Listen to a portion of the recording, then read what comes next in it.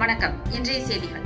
தேனி மாவட்ட மாற்றுத்திறனாளி அலுவலரை இடமாற்றம் செய்ய கோரியும் மற்றும் மாற்றுத்திறனாளிகளுக்கான முன்னுரிமையில் எந்த வேலையும் செய்யாமல் கிடப்பில் போட்டு உள்ளதை கண்டித்தும் தேனி மாவட்ட ஆட்சித்தலைவர் அலுவலகத்தில் கண்டன ஆர்ப்பாட்டம் நடைபெற்றது. மேலும் மாற்றுத்திறனாளிகளை மதிக்க தவறியது, மாற்றுத்திறனாளிகளுக்கு இலவச வீட்டுமனை பட்டா வழங்க மறுப்பது, வேலைவாய்ப்பில் முன்னுரிமை மறுப்பது, ஆவின் பலகம் வைப்பதற்கு முன்னுரிமை வழங்க மறுப்பது, அலுவலகத்தில் சரியாக பணிக்கு வராதவர்களை கண்டிக்க தவறியதை குறித்தும் கண்டன ஆர்ப்பாட்டம் நடைபெற்றது.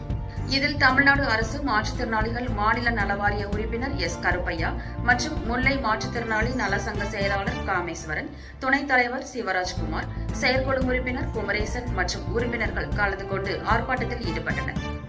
இத்துடன் செய்திகள் நிறைவடைகின்றன. செய்திகளை உடனுக்குடன் தெரிந்து கொள்ள நேதாஜி நியூஸ் சேனலை சப்ஸ்கிரைப் செய்யுங்கள்.